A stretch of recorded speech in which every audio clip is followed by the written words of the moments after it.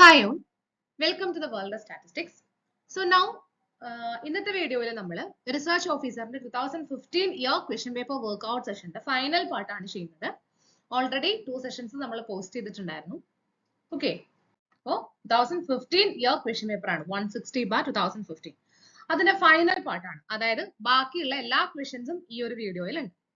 അപ്പോൾ video effective ആയിട്ട് നമ്മൾ ഉദ്ദേശിക്കുന്ന പോലെ നിങ്ങൾക്ക് എല്ലാം മനസ്സിലാവണം എന്നുണ്ടെങ്കിൽ സ്റ്റാർട്ടിംഗ് ടു എൻഡിങ് സ്കിപ്പ് ചെയ്യാണ്ട് കാണും. ഓക്കെ,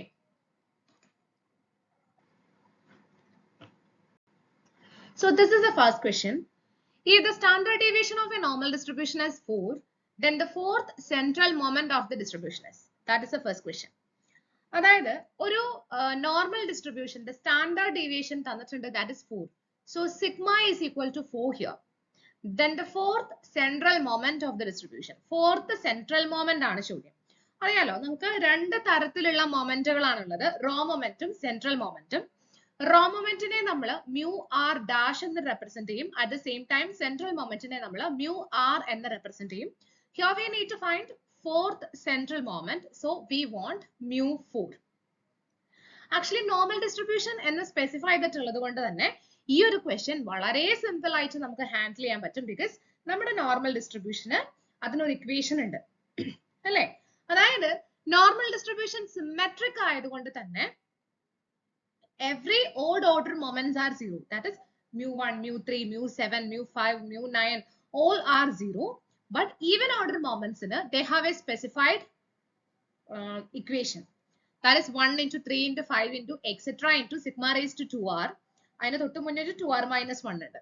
അതാണ് ഇതിന്റെ ബേസിക് ആയിട്ടുള്ള ഒരു ഇക്വേഷൻ. സോ അങ്ങനെ നോക്കുമ്പോൾ mu 4ന്റെ ഇക്വേഷൻ എന്ന് പറയുന്നത് that's equal to 3 into sigma raised to 4 ആണ്. Right?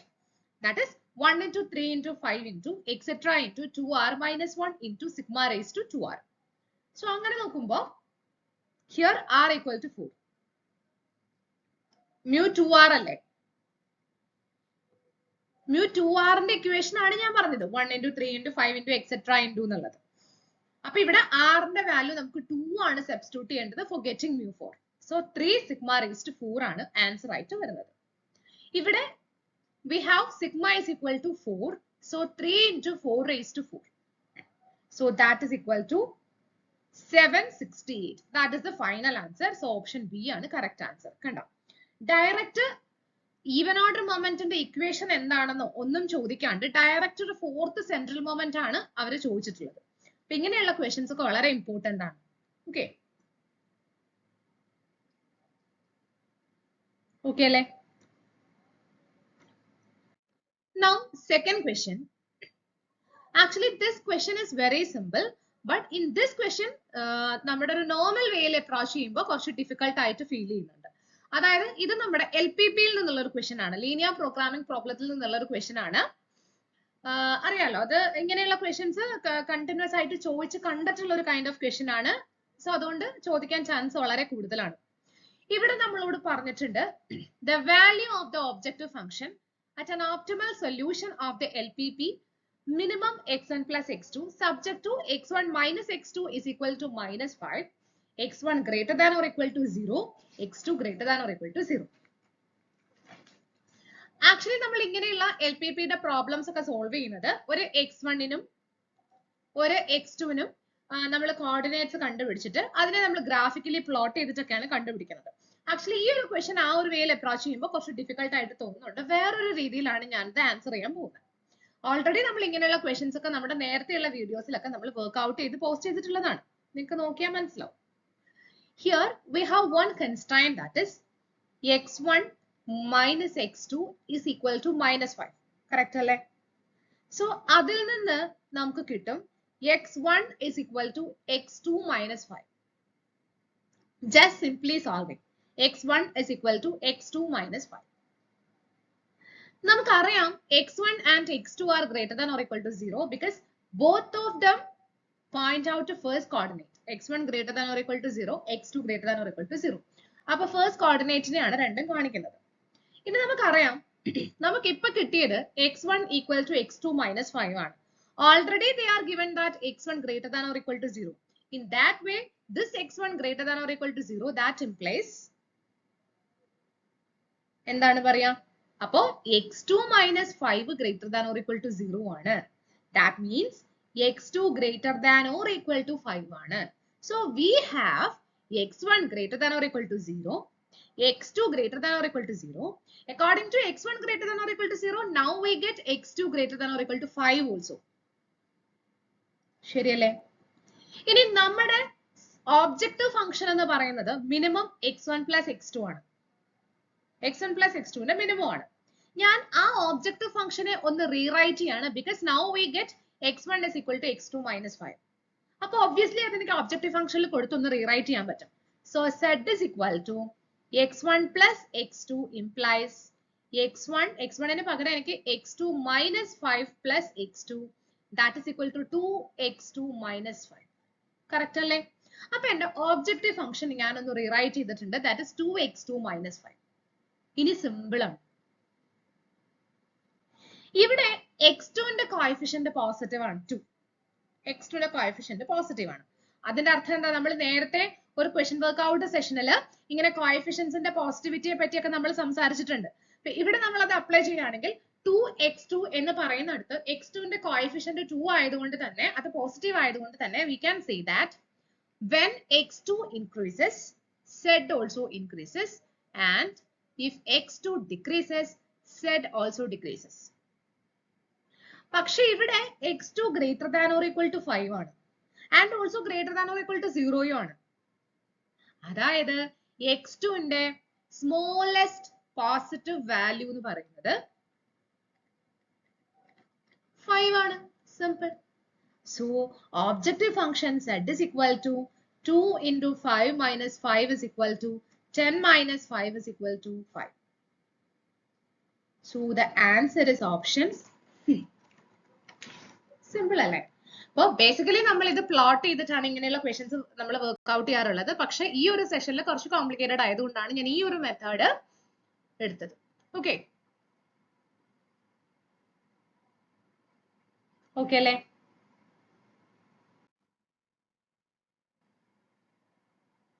Next question. If a population has normal distribution with variance 225, then how large a sample must be drawn in order to be 95% confident that the sample mean will not differ from the population mean by more than 2 units? Actually, same question നമ്മൾ workout ചെയ്തിട്ടുണ്ട് വേറെ രീതിയിൽ, വേറെ വീഡിയോസിൽ. അപ്പൊ ഇവിടെ വളരെ simple ആയിട്ടുള്ള ഒരു ക്വസ്റ്റ്യൻ ആണ്. If a population has normal distribution with variance 225, that is sigma square is equal to 225, then how large a sample must be drawn in order to be 95% confident? അതായത് എനിക്ക് സാമ്പിൾ സൈസ് n ആണ് വേണ്ടത്. Here 95% confident that sample mean, that is x bar, will not differ from the population mean, that is x bar minus mu into modulus, will not differ from the population mean by more than 2 units.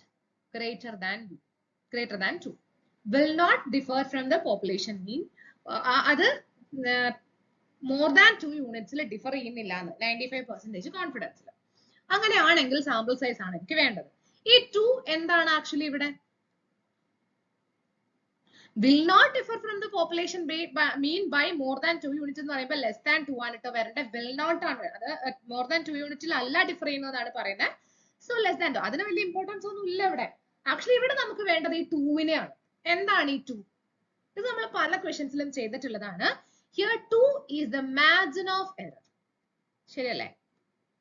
Margin of error. ഇവിടെ 2 എന്ന് ഉദ്ദേശിക്കുന്നത് margin of error ആണ്. ശരിയല്ലേ? അപ്പൊ margin of error 2 ആണെന്ന് പറയുന്നത്. അതായത് E equal to 2. ആ ഇക്ക് നമുക്കൊരു ഇക്വേഷൻ ഉണ്ടല്ലോ, ദാറ്റ്സ് ഈക്വൽ ടു, ഇത് ഏത് ഉറക്കത്തിലും ചോദിച്ചാൽ പറയണമെന്ന് പറഞ്ഞിട്ട് നമ്മൾ ബൈ ഹാർട്ട് ചെയ്ത് വെക്കാൻ തന്നിട്ടുള്ള ഒരു സംഭവം അല്ലേ. E is equal to sigma by root n into z. So here n is equal to z into sigma by E the whole square. So now z, what is z? ഇവിടെ 95% ആണ്, normal distribution ആണ്. So z എന്ന് പറയുന്നത് 1.96 ആണ്. And sigma is 225 in the square root, that is 15 by margin of error 2 the whole square. So that's equal to 29.4 by 2 the whole square. That's equal to 216.09. So ഇവിടെ നമുക്ക് match ആയിട്ടുള്ള ഒരു option B ആണ്. അപ്പോ ഈ സംഭവം ചെയ്യുന്നത് margin of error മാത്രം എടുത്തിട്ടാണ് നമ്മൾ കേട്ടോ. അല്ലാതെ വേണമെങ്കിൽ പ്രോബബിലിറ്റി ഒക്കെ എടുത്ത് ചെയ്യാം. അതായത് ഇതിനെ ഒരു പ്രോബബിലിറ്റി ആയിട്ട് എടുക്കുന്നു, ദാറ്റ്സ് ഈക്വൽ ടു 0.95 ആണ്. ഇതിനെ നമുക്ക് സ്റ്റാൻഡേർഡൈസ് ചെയ്യാം, X bar minus mu by sigma വെച്ച് സ്റ്റാൻഡേർഡൈസ് ചെയ്യാം. എന്നിട്ട് ഈ ഒരു പെർട്ടിക്കുലർ ടേം വെച്ചിട്ട് ഇക്വേറ്റ് ചെയ്തൊക്കെ നമുക്ക് ചെയ്യാം. അതും ഒരു യൂഷ്വൽ പ്രൊസീജിയർ ആണ്. മാർജിൻ ഓഫ് എറർ തന്നിട്ടുള്ള സ്ഥിതിക്ക് ഒത്തിരി കറങ്ങി പോകണ്ടല്ലോ എന്ന് വിചാരിച്ചിട്ടാണ് നമ്മൾ ഈ ഒരു മെത്തേഡ് നമ്മൾ ഇവിടെ അഡോപ്റ്റ് ചെയ്തത്. പിന്നെ നമ്മൾ നമ്മുടെ പല വീഡിയോസിലും പറഞ്ഞിട്ടുണ്ട് 216 പോയിന്റ് സംതിങ് എത്ര വന്നാലും മുന്നോട്ട് റൗണ്ട് ചെയ്യാമെന്ന്, 270 എടുക്കാമെന്ന്. പക്ഷെ അങ്ങനെ ഒരു ഓപ്ഷൻ ഇതിൽ കാണാത്തോണ്ടാണ് നമ്മൾ 260 അഡോപ്റ്റ് ചെയ്തത്. Okay, so this is all about this question. Okay അല്ലേ?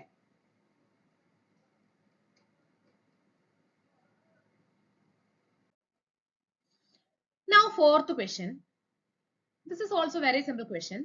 Of 100 people who were given a vaccine, 80 developed immunity to rare disease, then a 98% confidence interval on the true proportion of the people developing immunity is. അപ്പോൾ 100 പീപ്പിളിൽ 80 ആൾക്കാർക്ക് vaccine കൊടുത്തു. Sorry, 100 പീപ്പിളിന് നമ്മൾ vaccine കൊടുത്തു. 80 are developed immunity to a disease. ഒരു ഡിസീസിന് 80 പേർക്ക് immunity ഉണ്ടായി. Then ഒരു 98% confidence interval വേണം നമുക്ക് on the true proportion of the people developing immunity. ശരിക്കും ഇമ്മ്യൂണിറ്റി ഡെവലപ്പ് ചെയ്ത ശരിക്കുമുള്ള പ്രൊപ്പോർഷന്റെ ഒരു കോൺഫിഡൻസ് ഇന്റർവൽ കണ്ടുപിടിക്കണം. ഈ ഒരു ക്വസ്റ്റ്യൻ വായിക്കുമ്പോൾ ഏതൊരു വ്യക്തിക്കും ഇത് നമുക്ക് പറയാൻ പറ്റും, this is the proportion of binomial ഡിസ്ട്രിബ്യൂഷന്റെ കോൺഫിഡൻസ് ഇന്റർവൽ ആണ്. ശരിയല്ലേ?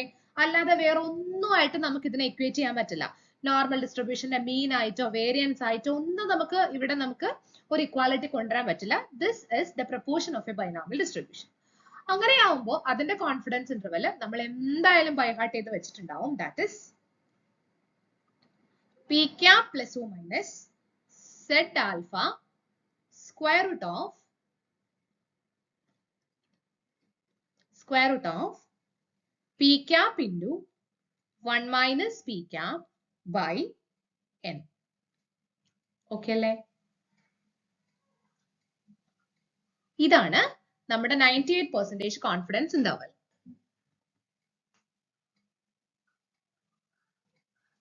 ഇനി ഒന്നുമില്ല, നമ്മുടെ പി ക്യാപ്പ് കണ്ടുപിടിക്കുക എന്നുള്ളതാണ് നെക്സ്റ്റ് പ്രൊസീജിയർ. പി ക്യാപ്പ് എന്താ? Here P cap is equal to P cap is equal to എന്താ പി ക്യാപ്പിന്റെ ഇക്വേഷൻ? എത്രയാണോ എന്താ പറയാ പ്രൊപ്പോർഷനുള്ള ആൾക്കാര് divided by total. So here 80 by 100 is equal to 0.8. This is P cap. ശരിയല്ലേ? അപ്പൊ P cap is equal to 80 by 100 is equal to 0.8. അപ്പൊ നമുക്ക് P cap കിട്ടി. സോ 0.8 പ്ലസ് ഓർ മൈനസ്, ഇനി നമുക്ക് Z ആൽഫ വേണം. 98% അല്ലേ? എന്തായിരിക്കും? 2.33 square root of 0.8 into 0.2 because 1 minus 0.8 that is 0.2 by n is equal to 100. ഇത് സോൾവ് ചെയ്യാന്നുള്ളത് മാത്രമാണ് നമ്മുടെ പരിപാടി ഇവിടെ. അപ്പൊ എന്താ കിട്ടുക? ഇത് സോൾവ് ചെയ്യുമ്പോൾ 0.7068, 0.8932. So the corresponding answer is option C. അപ്പോ വളരെ സിമ്പിൾ ആയിട്ടുള്ള ഒരു ക്വസ്റ്റ്യൻ ആണ്. കോൺഫിഡൻസ് ഇന്റർവെല്ലിന്റെ ഒക്കെ ക്വസ്റ്റ്യൻ വന്നു കഴിഞ്ഞാൽ വളരെ സിമ്പിൾ ആണ്. ജസ്റ്റ് എന്ത് ചെയ്താൽ മതി? ആ ഇക്വേഷൻ ഡയറക്റ്റ് എടുത്തിട്ട് അത് വെച്ച് സോൾവ് ചെയ്താൽ മാത്രം മതി, വേറെ പരിപാടി ഒന്നുമില്ല. ഓക്കെ അല്ലേ? So this is A very simple question. അടുത്തതും വളരെ സിമ്പിൾ ആയിട്ടുള്ള ഒരു ക്വസ്റ്റ്യൻ ആണ്. Which of the following statements is true for applying usual student test for testing equality of means of two independent populations? 4 options ആണ് നമുക്ക് തന്നിട്ടുള്ളത്.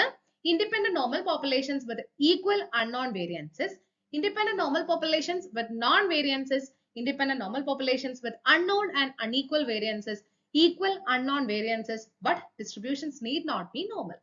4 options ഉണ്ട്. ഇപ്പൊ എന്താ നമുക്ക് വേണ്ടേ?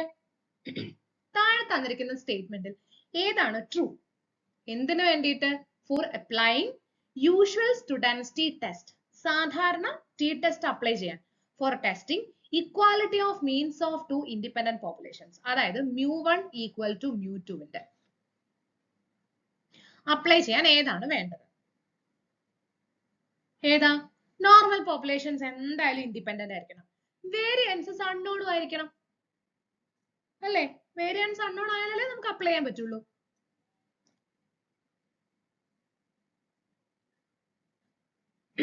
പക്ഷെ ശരിക്കും അത് നമ്മൾ അൺനോൺ ആൻഡ് ഈക്വൽ വേരിയൻസിലും ചെയ്യുന്നുണ്ട്, അൺനോൺ ആൻഡ് അൺഈക്വൽ വേരിയൻസിലും നമ്മൾ ചെയ്യുന്നുണ്ട്. അങ്ങനെ നോക്കുമ്പോൾ ഓപ്ഷൻ എയും സിയും കറക്റ്റ് ആയിട്ടാണ് വരുന്നത്. നമ്മുടെ പ്ലേലിസ്റ്റിൽ തന്നെ നമ്മളത് പറയുന്നുണ്ട്. പക്ഷെ ഇവിടെ ഓപ്ഷൻ എ ആണ് ഇവർ പറഞ്ഞിട്ടുള്ളത്, independent normal populations with equal unknown variances. Okay,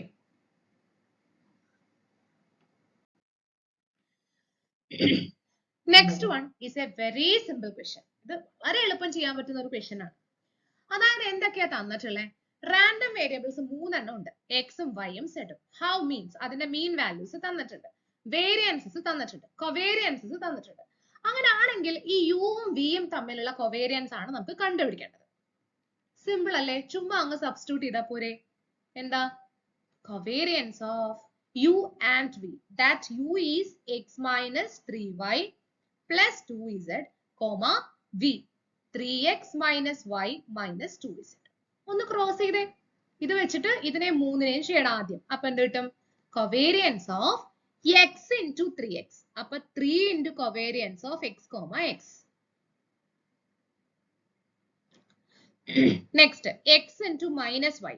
അപ്പൊ minus covariance of xy. Next x into 2 minus 2z. അപ്പൊ minus 2 into covariance of xz. Next 3y into minus 3y into 3x. അപ്പൊ minus 9 into covariance of xy. അടുത്ത minus 3y into minus y. അപ്പൊ plus 3 into covariance of y, y. Next plus 6 into covariance of y, z. ഇനി ഈ 2z ആയിട്ടാണ് നമുക്ക് അടുത്ത മൂന്നെണ്ണത്തെ ചെയ്യേണ്ടത്. അപ്പോ plus 6 into covariance of x, z minus 2 into covariance of z, y minus 4 into covariance of z, z. ഇപ്പൊ നിങ്ങൾ പറയും ഈ covariance of x, x നമ്മൾ കേട്ടിട്ടില്ലല്ലോ. ഇല്ല, covariance of x, x എന്ന് പറഞ്ഞാൽ that is variance of x. അപ്പൊ covariance of y, y എന്ന് പറഞ്ഞാൽ that is variance of y.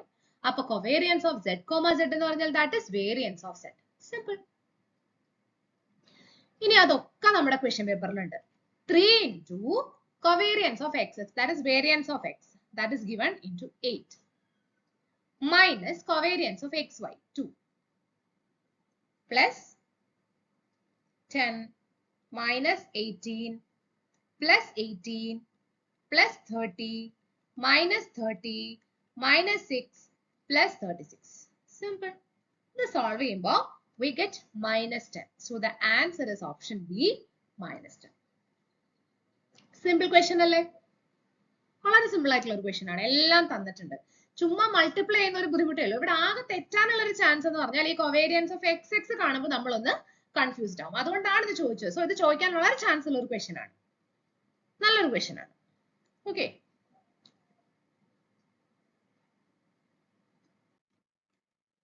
Next question. ഇത് വളരെ വളരെ ഇമ്പോർട്ടന്റ് ആയിട്ടുള്ള ഒരു ക്വസ്റ്റ്യൻ ആണ്. ചോദിക്കാൻ ഒരുപാട് ചാൻസ് ഉള്ള ഒരു ക്വസ്റ്റ്യൻ ആണ്. ക്വസ്റ്റ്യൻ ഒന്നുമില്ല. If we use the statistic t is equal to 1/6 into x1 plus 2x2 plus 3x3 for estimating the parameter theta of a Bernoulli population. അപ്പൊ നിങ്ങൾ പറയും ബെർണോളി പോപ്പുലേഷൻ നമ്മൾ പി അല്ലേ പാരാമീറ്റർ ആയിട്ട് വെച്ചിട്ടുള്ളത്, ഇത് തീറ്റ ആണല്ലോ. പാരാമീറ്ററിന് അങ്ങനെയൊന്നുമില്ല, എന്തു ആവാം, അത് ജസ്റ്റ് ഒരു ഡിനോട്ടേഷൻ മാത്രമാണ്. Then t, ആ t അൺബയസ്ഡ് ആണോ, സഫീഷ്യന്റ് ആണോ, കൺസിസ്റ്റന്റ് ആണോ, ഈ മൂന്നെണ്ണവും കൂടെ റിലേറ്റഡ് ആയിട്ടുള്ള ഓപ്ഷൻസ് ആണ് 4 എണ്ണം തന്നിട്ടുള്ളത്. അപ്പൊ നമുക്ക് ഓരോന്നായിട്ട് നോക്കാം. ആദ്യം നമുക്ക് അൺബയസ്ഡ് ആണോ നോക്കാം. അതായത് എക്സ്പെക്ടേഷൻ ഓഫ് ക്യാപിറ്റൽ ടി എടുക്കുമ്പോൾ തീറ്റ കിട്ടുന്നുണ്ടോ നോക്കാം. That's equal to expectation of 1/6 into x1 plus 2x2 plus 3x3. So that's equal to 1/6 ഞാൻ കോമൺ ആയിട്ട് വെച്ചിട്ടുണ്ട്. then expectation അകത്തോട്ട് കൊടുക്കുമ്പോൾ ആദ്യം expectation of x1 അതായത് Bernoulli ഡിസ്ട്രിബ്യൂഷന്റെ expectation that is theta plus 2 into again expectation of x2 that also theta plus 3 into expectation of x3 again theta. So that is 6 theta by 6 is equal to theta. അപ്പൊ unbiased ആണ് simple. എപ്പോഴും നമുക്ക് unbiasedness നോക്കാൻ ഭയങ്കര എളുപ്പമാണ്. അപ്പൊ sufficient ഉള്ളി എന്നുള്ളത് നമുക്ക് കട്ട് ചെയ്യാലോ. പിന്നെ ഈ മൂന്നെണ്ണം നമ്മൾ നോക്കിയാൽ മതി. കാരണം unbiased ആണെന്ന് നമുക്ക് ഉറപ്പായി. അപ്പൊ ഒന്നുമില്ല, unbiasedness നോക്കാൻ വെറുതെ expectation of നോക്കിയാൽ മതി. expectation of 1/6 into ആ ഒരു ടേം നോക്കിയാൽ മതി. വേറെ ഒന്നും നമുക്ക് ചെയ്യാനില്ല. ഇനി രണ്ടാമതായിട്ട് നമുക്ക് സഫിഷ്യൻസി ഒന്ന് ചെക്ക് ചെയ്ത് നോക്കാം. സഫിഷ്യൻസി നമ്മൾ എപ്പോഴും ചെയ്യുന്ന ഒറ്റ മെത്തേഡേ ഉള്ളൂ. എന്താ നമ്മുടെ ലൈക്ലിഹുഡ് ഫംഗ്ഷൻ, രണ്ട് ഫംഗ്ഷൻസിന്റെ പ്രോഡക്റ്റ് ആയിട്ട് എഴുതുന്ന പരിപാടി. അപ്പൊ ഞാൻ ലൈക്ലിഹുഡ് ഫംഗ്ഷൻ ഏതാണ് നമുക്കറിയാം. നമ്മുടെ ബെർണോളി ഡിസ്ട്രിബ്യൂഷന്റെ കേസിൽ theta the whole raise to x into 1 minus theta the whole raise to 1 minus x, ഇതാണ് അതിന്റെ PMF. അപ്പൊ നമ്മൾ ലൈക്ലിഹുഡ് ഫംഗ്ഷൻ ആക്കുമ്പോൾ theta the whole raise to summation of x ആയി 1 minus theta the whole raise to n minus summation of x ആയി. ശരിയല്ലേ? Likelihood function ഒക്കെ ഒരുപാട് നമ്മൾ പല വീഡിയോസിലും എഴുതി കാണിച്ചിട്ടുള്ളതാണ്. അതുകൊണ്ടാണ് ഞാൻ അതിലോട്ടൊന്നും പോവാത്തെ. ശരിയല്ലേ? ഇവിടെ നോക്കിയേ, ഇവിടെ ടി കൊണ്ടുവരാൻ പറ്റില്ല. ടി എന്ന് പറയുന്നത് ആക്ച്വലി ഇവിടെ ഒരു വെയ്ഡ് സം ആണ്. അതൊരിക്കലും നമുക്ക് സമ്മേഷൻ ഓഫ് എക്സൈലോട്ട് റെഡ്യൂസ് ചെയ്യാൻ പറ്റില്ല. അതുകൊണ്ട് തന്നെ ഇതൊരിക്കലും സഫിഷ്യന്റ് അല്ല. ഇതൊരിക്കലും സഫിഷ്യന്റ് അല്ല. അപ്പൊ ഓപ്ഷൻ എയും കട്ട് ചെയ്യാം. ഈ കൺസിസ്റ്റൻസിയും കൂടെ നോക്കിയാൽ മതി. സഫിഷ്യൻസിയുടെ മനസ്സിലായല്ലോ? ഒരിക്കലും നമുക്ക് ടി ഇവിടെ കൊണ്ടുവരാൻ പറ്റില്ല. അതൊരു വെയ്ഡ് സം ആണ്. ഓക്കെ, ഇനി കൺസിസ്റ്റന്റ് ആണോ നോക്കണമെന്നുണ്ടെങ്കിൽ ഞാൻ വേരിയൻസ് ഓഫ് ടിയും കൂടെ നോക്കണം. കാരണം എക്സ്പെക്ടേഷൻ നമുക്ക് തീറ്റ ആണെന്ന് കിട്ടി. ഫസ്റ്റ് നെസസറി ആൻഡ് സഫിഷ്യന്റ് കണ്ടീഷനില് ഫസ്റ്റ് കേസ് ഓക്കെ ആയി. ഇനി വേരിയൻസ് ഓഫ് ടിയും കൂടെ നോക്കിയാൽ മതി. അപ്പൊ വേരിയൻസ് ഓഫ് ടി എടുക്കുമ്പോ variance of 1/6 into x1 plus 2x2 plus 3x3. ഇനി 1/6 കോമൺ ആയിട്ട് എടുക്കുമ്പോൾ നമുക്കറിയാം അത് സ്ക്വയർ ആയിട്ടേ വരുള്ളൂ. That is 1/36. ഇനി വേരിയൻസ് ഓഫ് x1 അറിയാലോ, തീറ്റ into 1 minus theta plus 2 into 2 അല്ല, വേരിയൻസിനകത്ത് അതായത് വേരിയൻസ് ഓഫ് 2x2 ആണ്. അപ്പൊ 2 പുറത്തെടുക്കുമ്പോൾ 4 ആയിട്ടാണ് പുറത്ത് വരിക. അപ്പൊ 4 ഇൻറ്റു വേരിയൻസ് ഓഫ് x2, അപ്പൊ again theta into 1 minus theta plus variance of 3x3, അപ്പൊ 3 സ്ക്വയർ ആയിട്ട് പുറത്ത് വരും. 9 into theta into 1 minus theta. എല്ലായിടത്തും ഒരു theta into 1 minus theta common ആണ്. അത് ഞാനങ്ങ് കോമൺ ആയിട്ട് വെച്ചു. ഇനി 4 പ്ലസ് 1 പ്ലസ് 9 ദാറ്റ് ഇസ് 14/36. അപ്പൊ 14/36 into theta into 1 minus theta. ഇതിൽ എന്നില്ല, കാരണം this tends to 0 as n tends to infinity വന്നാലേ കൺസിസ്റ്റന്റ് ആണെന്ന് പറയാൻ പറ്റൂ. ഇതിൽ എന്നില്ല, അതുകൊണ്ടാണ് ഇത് കൺസിസ്റ്റന്റ് അല്ല. അപ്പൊ നോട്ട് ടെൻസ് ടു 0 ആണ്, സോ കൺസിസ്റ്റന്റും അല്ല. So the answer is option C, unbiased only. ഇതാണ് ഞാൻ പറഞ്ഞേ, ഇത് വളരെ നല്ലൊരു ക്വസ്റ്റ്യൻ ആണ്. ചോദിക്കാൻ ഇനിയും ഇങ്ങനെയുള്ള ക്വസ്റ്റ്യൻസ് ചോദിക്കാനുള്ള ചാൻസ് നല്ലോണം ഉണ്ട്. ഓക്കെ, നമ്മൾ പ്രത്യേകിച്ച് ട്രിക്ക് ഒന്നും ഉപയോഗിച്ചിട്ടില്ല. നമ്മൾ നോർമലി ചെയ്യുന്ന ഫോമിലാണ് പോയിരിക്കുന്നത്. പ്രത്യേകിച്ച് ഒന്നും നമ്മൾ ചെയ്തിട്ടില്ല. യൂഷ്വൽ വേയിൽ നോക്കിയാൽ മതി. Okay, now next question. If x is a non-negative random variable having mean mu, distribution function capital F of x and finite second moment, then which of the following is false? തന്നിരിക്കുന്നതിൽ ഏതാണ് തെറ്റ്? അതാണ് ചോദ്യം. ഏതാണ് തെറ്റ്? Option A നോക്കിയേ, ഇത് correct ആണ് അല്ലേ? ഒരു സ്റ്റാൻഡേർഡ് ഐഡന്റിറ്റി അല്ലേ അത്? അതൊരു സ്റ്റാൻഡേർഡ് ഐഡന്റിറ്റി ആണ്, so it is true. Option B നോക്കിയേ, അതും ഒരു സ്റ്റാൻഡേർഡ് ഐഡന്റിറ്റി ആണ്. എക്സ്പെക്ടേഷൻ ഓഫ് എക്സ് സ്ക്വയർ വരുമ്പോ എങ്ങനെ എഴുതാം? That's also true. Option D നോക്കിയേ, ഇത് നമ്മുടെ മാർക്കോവ് ഇൻഇക്വാലിറ്റി അല്ലേ? അല്ലെങ്കിൽ ഷെബിഷസ് ഇൻഇക്വാലിറ്റിയുടെ ഒരു പാർട്ട് അല്ലേ? അത് വേണ്ട, മാർക്കോവ് ഇൻഇക്വാലിറ്റി ആണ് അല്ലേ? അപ്പൊ ഇതും ശരിയാണ്. സോ തെറ്റായിട്ടുള്ളത് ഓപ്ഷൻ സി ആണ്. അപ്പോ സ്റ്റാൻഡേർഡ് ആയിട്ടുള്ള സംഭവങ്ങൾ മാറ്റിയാൽ മതി.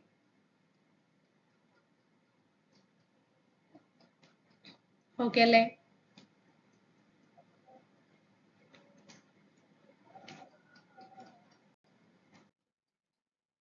Ninth question. Which of the following statement is false? A distribution symmetric about 0 has a real and even characteristic function. If phi of t is a characteristic function, then e raised to phi of t minus 1 and mod phi of t square are also characteristic functions.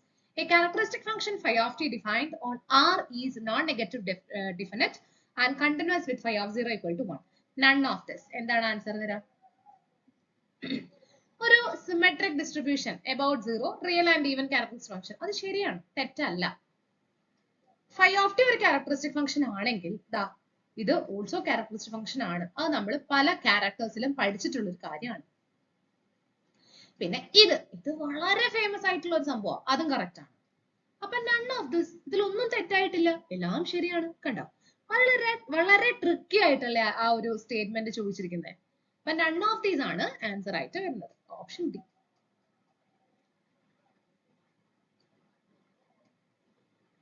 Okay. Second last question. If alpha and beta denote probabilities of type 1 and type 2 errors in hypothesis testing, then which statement is false? ഇത് വളരെ നല്ലൊരു question ആണ് കേട്ടോ. ഞാൻ അങ്ങനെ പറയല്ല, ഇതൊക്കെ എപ്പോഴും ചോദിക്കാൻ ചാൻസ് ഉള്ള ക്വസ്റ്റ്യൻസ് ആണ്. നമുക്ക് ഓരോന്നായിട്ടൊന്ന് വെരിഫൈ ചെയ്ത് നോക്കാം. ഓപ്ഷൻ എ എടുത്തേ. എന്താ പറഞ്ഞിരിക്കുന്നത്? If alpha equal to 1, alpha 1 ആണെന്ന് പറഞ്ഞാൽ അതിന്റെ അർത്ഥം എന്താ? Probability of rejecting H0 when H0 is true, അത് 1 ആണ്. അതായത് H0 ട്രൂ ആണ്, പക്ഷെ H0 റിജക്ട് ചെയ്തു, ആ പ്രോബബിലിറ്റി പെർഫെക്റ്റ്ലി 1 ആണെന്ന്. അതിന്റെ അർത്ഥം എന്താ? We always reject H0. എന്ത് സംഭവിച്ചാലും നമ്മൾ H0 റിജക്ട് ചെയ്തിരിക്കും. ട്രൂ ആയാലും ഫോൾസ് ആയാലും നമ്മൾ അത് റിജക്ട് ചെയ്തിരിക്കും. അതല്ലേ അതിന്റെ അർത്ഥം? അല്ലേ? So this implies we always reject H0.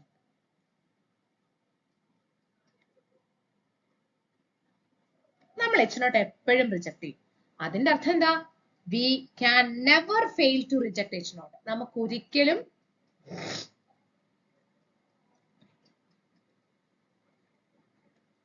H0 reject ചെയ്യാതിരിക്കാൻ പറ്റില്ല. അതിന്റെ അർത്ഥം എന്താ? Beta equal to 0. അത് ശരിയായിട്ടുള്ള ഒരു കാര്യമാണ്, തെറ്റല്ല, കറക്റ്റ് ആണ്.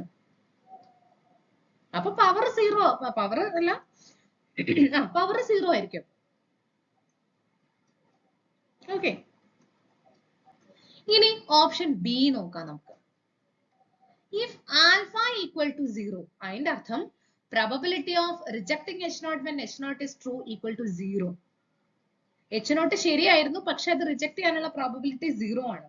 അതിന്റെ അർത്ഥം നമ്മൾ ഒരിക്കലും H0 റിജക്ട് ചെയ്യില്ല. We never reject H0. നമുക്ക് ഒരിക്കലും H0 റിജക്ട് ചെയ്യാൻ പറ്റില്ല. അതിന്റെ അർത്ഥം എന്താ? If H0 is false, H0 തെറ്റാണെങ്കിൽ പോലും we always fail to reject H0. നമുക്ക് ഒരിക്കലും അതിനെ റിജക്ട് ചെയ്യാൻ പറ്റില്ല. അതിന്റെ അർത്ഥം എന്താ? Beta equal to 1. ശരിയല്ലേ? കറക്റ്റ് ആയിട്ടുള്ളൊരു കാര്യമാണ്. ബീറ്റ പവർ അല്ല, ടൈപ്പ് 2 എററിന്റെ പ്രോബബിലിറ്റി ആണ്. അപ്പൊ അത് 1 ആയിട്ട് കിട്ടും. കറക്റ്റ് ആണ്, പെർഫെക്റ്റ് ആണ്. അപ്പൊ അതും ശരിയായിട്ടുള്ളൊരു ട്രീറ്റ്മെന്റ് ആണ്, ശരിയായിട്ടുള്ള ഒരു സ്റ്റേറ്റ്മെന്റ് ആണ്. പിന്നെ ഇത് എവിടെയും ഇതൊരു ഐഡന്റിറ്റി ആയിട്ട് പറയുന്നേയില്ല, ഇങ്ങനെ ഒരു സംഭവം നമ്മൾ പഠിക്കുന്നേയില്ല. സോ ഓപ്ഷൻ സി തെറ്റാണ്. ഇനി if alpha increases beta decreases, അത് പെർഫെക്റ്റ്ലി കറക്റ്റ് ആണ്, നമ്മൾ പലപ്പോഴും പറഞ്ഞിട്ടുള്ളതാണ്. സോ ഇവിടെ ഫോൾസ് ആയിട്ടുള്ള ഒരു സ്റ്റേറ്റ്മെന്റ് ഓപ്ഷൻ സി ആണ്. ഇത് രണ്ടും മനസ്സിലായല്ലോ? ഒന്നുമില്ല, ആൽഫയുടെ ഏതെങ്കിലും ഒരു വാല്യൂ ഇങ്ങനെ തന്നാൽ ആ ആൽഫ എന്താണെന്ന് എഴുതി നോക്കിയാൽ നമുക്ക് ഒരു ഐഡിയ കിട്ടും. അത്രേ ഉള്ളൂ അതിനകത്ത്, വേറെ ഒരു പാടുമില്ല, ഒരു ബുദ്ധിമുട്ടുമില്ല. Okay. So now the last question. Who played the pioneering role in the development of national income accounting? ഇതിന്റെ ആൻസർ സൈമൺ കുസ്നെറ്റ്സ് ആണ്. ഡെവലപ്മെന്റ് ഓഫ് നാഷണൽ ഇൻകം അക്കൗണ്ടിങ്ങിൽ നല്ലൊരു റോള് പ്ലേ ചെയ്തിട്ടുള്ളത്. ഒരു യൂഷ്വൽ ക്വസ്റ്റ്യൻ ആണ്. സോ ഇത്രയും ക്വസ്റ്റ്യൻസ് ആണ് ഇതൂടെ. പിന്നെ ഇതിനകത്ത് നമ്മൾ ഒരു ക്വസ്റ്റ്യൻ വിട്ടിട്ടുണ്ട്. ഒരു 10th ഒരു ക്വസ്റ്റ്യൻ ഉണ്ടായിരുന്നു, ഒരു ഇൻഡെക്സ് നമ്പേഴ്സിന്റെ ഒരു ബേസ് ഇയർ മാറ്റുന്ന ഒരു ക്വസ്റ്റ്യൻ നമുക്ക് ചോദിച്ചിട്ടുണ്ടായിരുന്നു.